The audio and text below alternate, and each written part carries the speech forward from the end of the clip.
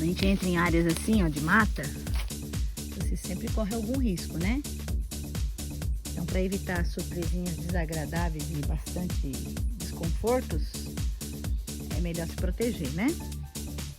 Mas é muito gostoso estar indo aqui, ó, descobrindo. Cada vez que eu entro aqui nesse espaço, eu encontro coisas novas, encontro algumas que tombaram, mas é a natureza, né? É um espaço que eu peço muito a Deus que me dê condições sempre de preservar, né?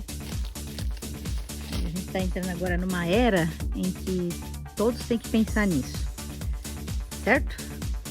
Preservar os espaços naturais.